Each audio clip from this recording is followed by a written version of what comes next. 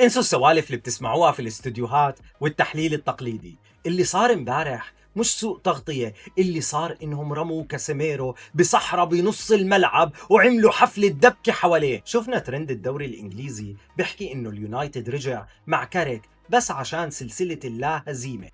كيف تحول الاستحواذ لفخ قتل المباراة؟ تعالوا نشوف الجريمة بالدليل.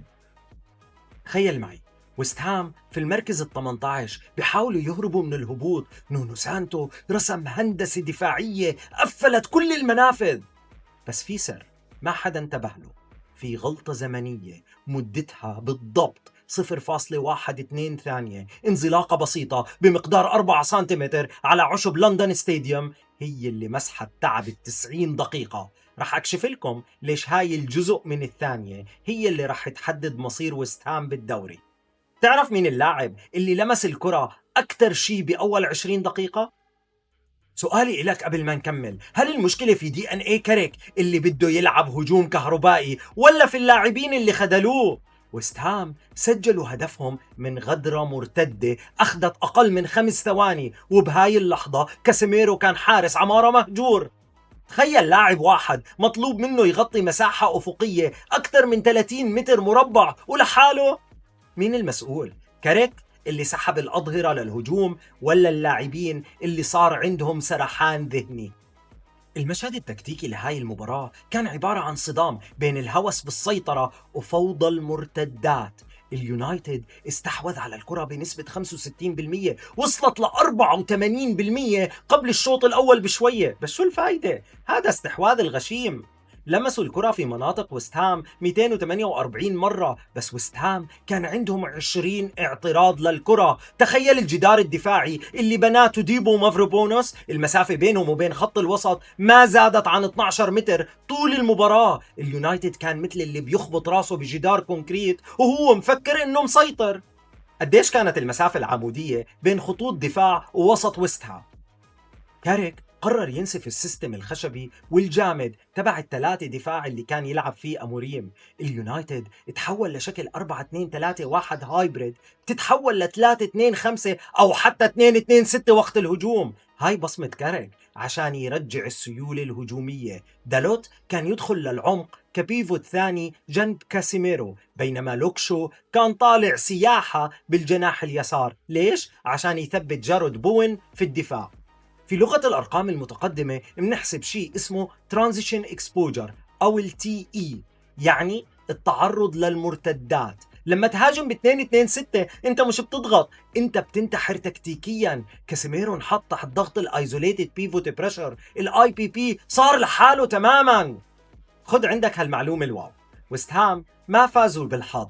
ويست هام كان عندهم أعلى معدل إكس جي للمرتدات بهاي المباراة، وفي الجولة كاملة بمعدل 0.45 لكل هجمة مرتدة. قارن هذا باليونايتد، بالرغم من الإكس جي الكلي العالي كان الإكس جي تبعهم في المرتدات السريعة قريب من الصفر. ليش؟ لأنه اليونايتد اختاروا التحضير البطيء اللي أعطى ويست هام وقت يرجعوا لمواقعهم.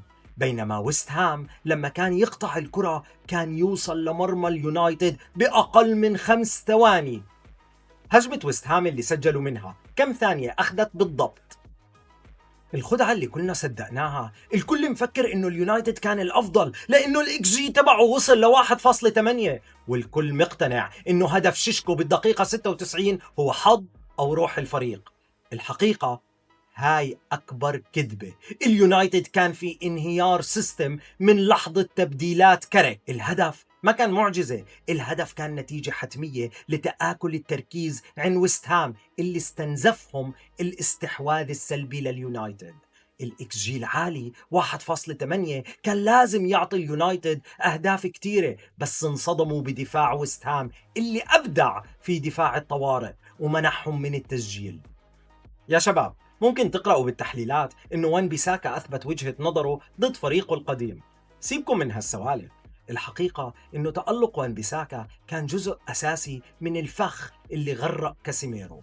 وان بيساكا كان وحش، سجل أكثر عدد لمسات في أول 20 دقيقة وعمل 5 من 5 مراوغات ناجحة 100%. بس بتعرفوا شو المشكلة؟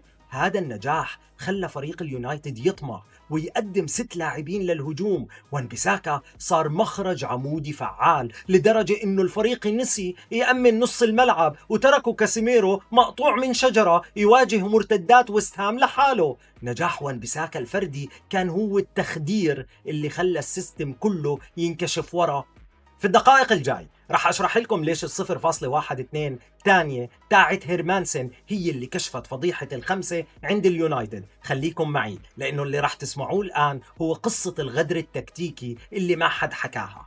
في كرة القدم الحديثة فكرة اللاعب اللي بيغطي ورا الكل انتهت. مانشستر يونايتد قدم دليل إعدام لهذا الدور بمعدل 5 اعتراضات فقط طوال المباراة رغم امتلاك الكرة بنسبة 65%. هذا مش مجرد رقم يا جماعة، هذا إعلان رسمي إنه أي فريق بيلعب ب2-2-6 هجومي رح يقتل محوره الدفاعي ببطء.